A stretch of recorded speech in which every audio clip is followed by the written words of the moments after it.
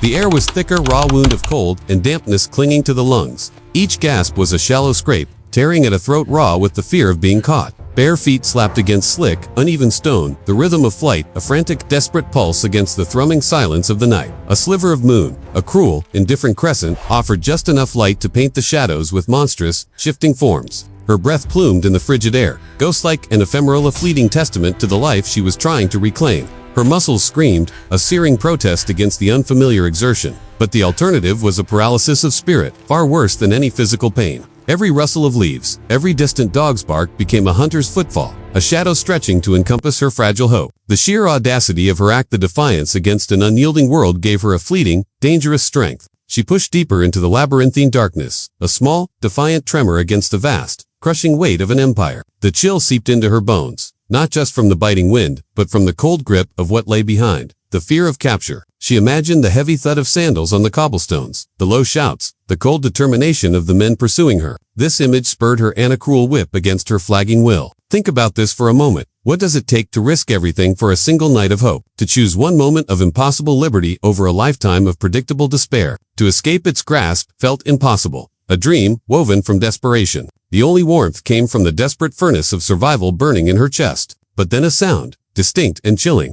cut through the night's muffled blanket, the sharp crack of a whip, followed by a distant, mournful cry. It wasn't for her, not yet, but it was a stark reminder, a cold hand closing around her fleeting breath of freedom. She stumbled and hit the earth with a gasp, the impact jarring her and sending a fresh wave of agony through her aching body. For a split second, the world was a confused blur of pain and panic. Her hand scrabbled, finding purchase on rough earth and tangled roots, pushing herself up with a desperate urgency. The crack of the whip echoed again, closer this time, a cold, sharp sound that sliced through the night. This wasn't merely a flight for survival, it was a desperate gamble against an entire system, a defiance of laws etched in blood and iron. In the ancient world, the concept of a person running away was met with an unyielding brutality. Our modern perception of freedom as an inherent, inalienable right would have been incomprehensible to the powerful masters of that world. For them, a slave was property, a living tool, and property that dared to escape was property that needed to be visibly, undeniably broken. The very thought of escape was a threat to the carefully constructed order of their society. The scent of her pursuers grew heavier, the distinct scent of their leather and sweat reaching her now. She could feel their eyes, unseen but palpable, tracing her path in the inky blackness. This desperate scramble for liberty was not merely a crime against an owner. It was an affront to the very fabric of society. It was a betrayal of the cruel hierarchy that underpinned their prosperity. A woman, often seen as inherently weaker, was expected to remain compliant. Her escape was therefore an even greater transgression, challenging not only her master's authority but also deeply ingrained societal expectations about obedience. The psychological impact of a woman breaking free from such a rigid social and legal structure resonated deeply within the Roman consciousness. It wasn't just about recovering lost property, it was about reasserting control, demonstrating the futility of resistance, and reinforcing the brutal power structure. Her capture, if it happened, would serve a dual purpose: to reclaim her body and to crush the spirit of any other woman who dared to dream of a life beyond the chains. The sounds of pursuit were closer still, the guttural barks of the dogs now piercing the night, growing louder with each frantic beat of her heart. She could almost taste their hot breath, feel their snapping jaws. The thought of being dragged back, humiliated and broken, fueled a last surge of desperate energy. The contrast with our own world, where the very idea of a human being owned, bought, and sold is abhorrent, creates a stark, almost unbridgeable chasm of understanding. We speak of human rights, of freedom as an inalienable truth. But in ancient times, such concepts were luxuries reserved for a select few. For the enslaved, the world was a cage with invisible yet unbreakable bars. The fear she felt was a primal terror, stripped of any societal cushioning or raw, visceral understanding of what it meant to be utterly devoid of agency. The sheer scale of the system is difficult to grasp. Millions of people, captured in war, born into bondage, or sold for debt, formed the backbone of an empire. Women especially faced a unique set of vulnerabilities and roles within this system. Their bodies, their labor, and their very existence were subject to the absolute will of their masters. This pervasive system meant that escape, for any slave, was an act of profound courage and desperate futility. For a woman, the stakes were often even higher, laden with the additional dangers of exploitation and the crushing social stigma that accompanied a life outside the established norms. A sudden glint of metal, a fleeting shimmer in the pre-dawn gloom, caught her eye. It was not the city's edge, but a patrol. Her heart hammered against her ribs, a wild bird trapped in a cage. She plunged sideways into a dense thicket of thorns and clanging vines, tearing at her skin but offering a momentary screen. The sharp sting of the thorns was a welcome painted distraction from the larger terror. She pressed herself against the cold, rough bark of a tree, holding her breath, listening to the world outside her thorny prison. The barks of the dogs were now very close, followed by the heavy thud of men's boots. She could hear their frustrated grunts, their low guttural curses. The silence that followed, after a moment of intense scrutiny, was almost worse than the noise and agonizing stretch of uncertainty. She imagined their calculating eyes scanning the shadows, missing nothing. It was a cruel game of hide-and-seek with her freedom, her very life as the ultimate prize. The mental contrast with our contemporary lives, where even the most disadvantaged among us possess a basic autonomy and expectation of legal protection, highlights the utter desolation of her existence. Her body was not her own. Her will, her hopes, her dreams were considered mere delusions. This was the fundamental truth of this ancient system, a person reduced to an object, a vessel for another's desires. The silence of the pursuers broke a sudden triumphant shout echoing through the trees, followed by the crashing of bodies through the undergrowth. Her heart leaped, a frantic futile beat against the inevitable. The thorns, her fleeting shield, were no match for their brute force. The game was over. A rough hand seized her arm, yanking her from the thicket with brutal force. The thorns tore at her skin, but the pain was distant, secondary to the crushing weight of defeat. She stumbled, falling to her knees in the damp earth. Above her, silhouetted against the nascent gray of dawn, stood two figures, their faces grim, their eyes hard and devoid of pity. The dogs, panting heavily, circled her, their low growls a guttural song of triumph. This was the moment the fragile illusion of freedom shattered, dissolving into the harsh reality of capture. She didn't fight, not anymore. The fight had left her body, leaving only a hollow ache where hope had briefly resided. They dragged her up, roughly. The future stretched before her, a dark, featureless expanse of renewed servitude, but with a terrifying addition, the certainty of retribution. She knew, with a bone-deep certainty, that her escape had sealed her fate, marking her for a punishment designed not just to hurt, but to obliterate the very will to dream of liberty again. The concept of justice, as we understand it, was entirely absent from her reality. Her crime was daring to assert her humanity, an act deemed unforgivable in the rigid social order of the time. The quiet despair that settled upon her was profound, a heavy shroud woven from the realization that her suffering was not just personal, but systemic and integral part of the machinery of the empire. The coldness she felt now was not merely the morning chill, but the frigid touch of a world that saw her as property, a tool, a mere commodity whose value was diminished by her attempted flight. This spiritual fracturing was often the first, most insidious punishment, preceding any physical torment. They led her onward, her bare feet dragging, each step a testament to a hope extinguished. The journey back was a blur of aching muscles and silent humiliation. She was bound, her wrists chafed raw by coarse rope,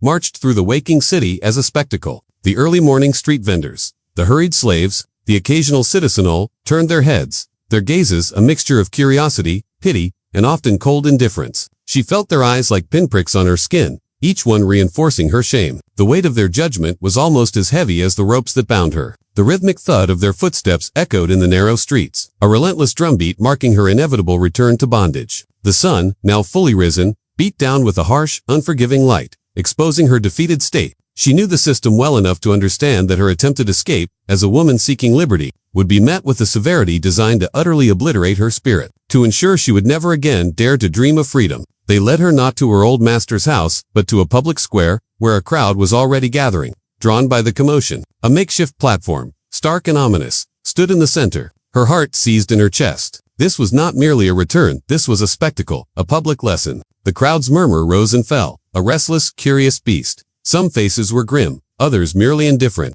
To be stripped of one's dignity, to be made an object of scorn and warning, was a profound act of dehumanization. It was a calculated assault, not just on the body, but on the very soul. The guards pushed her onto the platform. A hushed silence fell over the crowd, a momentary intake of breath before the inevitable. She heard the clink of metal, the hiss of heat. Her eyes, wide with terror, saw the implement not an instrument of torture, but of permanent identification. The act of branding a permanent disfigurement served a single, chilling purpose. It was a clear marker identifying a runaway. More profoundly, it was a symbolic act of ultimate ownership, an inscription of power onto her very flesh. It stripped away any remaining pretense of individuality, reducing her to a piece of property indelibly marked. The shame of it would be a constant companion, a burning reminder visible to all who saw her. It was a punishment that continued long after the initial pain subsided, a scar on her identity, a wound in her spirit that would never truly heal. She closed her eyes, bracing for the searing agony. A silent scream caught in her throat.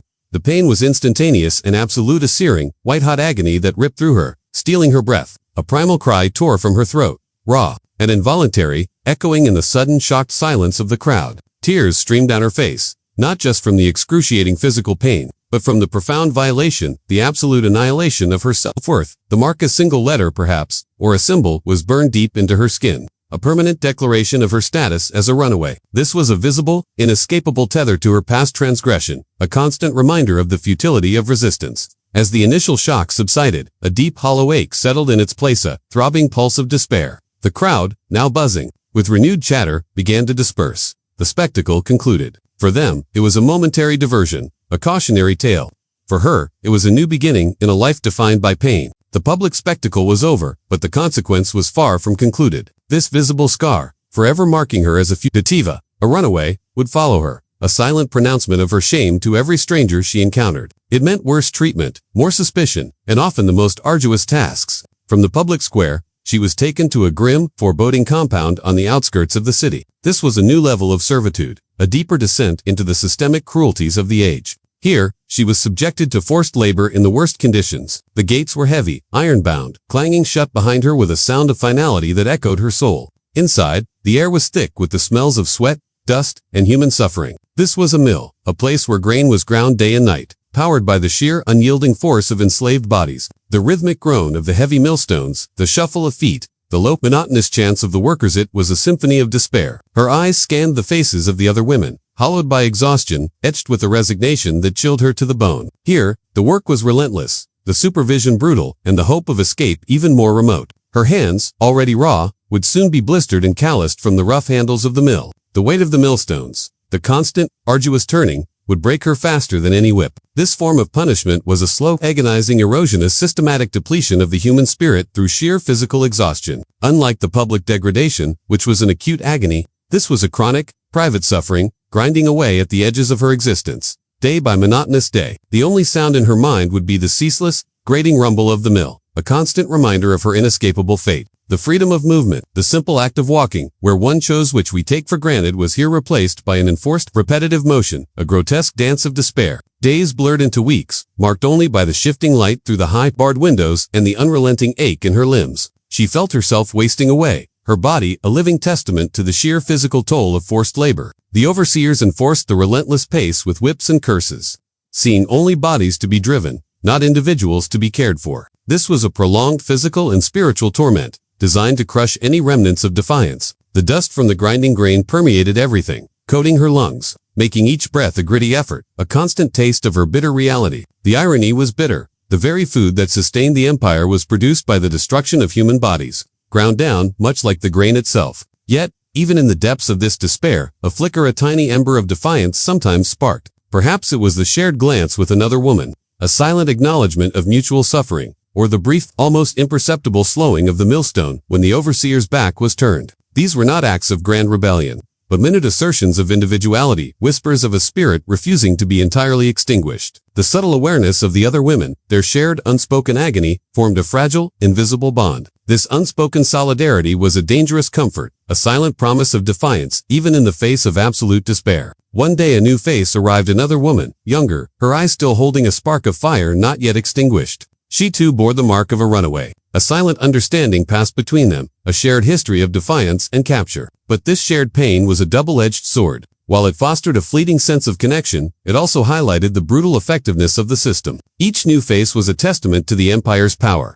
a grim confirmation that no matter how many escaped, they would always be brought back, broken, and thrown into the same grinder. The new woman's arrival served as a stark, chilling reminder of the cyclical nature of their fate, a desperate flight, a brutal recapture, and a life sentence to a fate worse than death. The metallic tang of fear mingled with the dust and sweat. The whispers of an even harsher fate began to circulate among the mill slaves. Stories of women, repeat offenders, or those deemed particularly rebellious, being sold off to the mines. The word mines hung in the air like a death sentence. It was a place of eternal darkness, of backbreaking labor deep beneath the earth, where the sun never touched, and life was measured in days, sometimes hours, before collapse. This was the final, most brutal descent in underground hell, a fate almost universally dreaded. The overseer's eyes, always watchful, seemed to linger on her, especially after the new woman arrived. Her previous escape, her brand, combined with the subtle, unspoken connection to the newer, still fiery spirit, made her a prime candidate for the next stage of retribution. One brutal morning, the order came. Her name was called,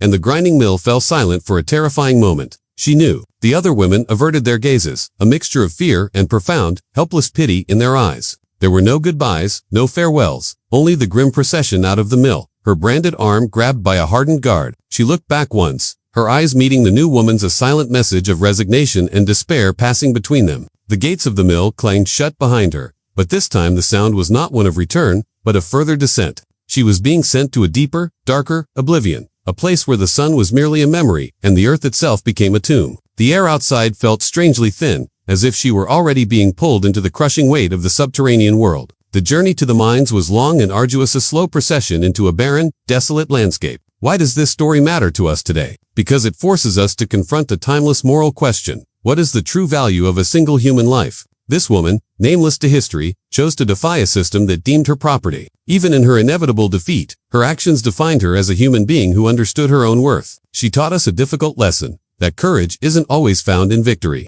Sometimes, it's found in the simple, defiant act of daring to hope even when the cost is everything. Her story is a silent testament to the enduring human spirit that, even when crushed by the most brutal power structures, can still manage to whisper the word freedom. It reminds us that our rights and dignities were not given freely. They were fought for, piece by countless individuals who, like this woman, refused to let their spirit be extinguished. We must always remember the cost of that liberty. Would you like to explore another historical narrative that focuses on courage and integrity in the face of impossible odds?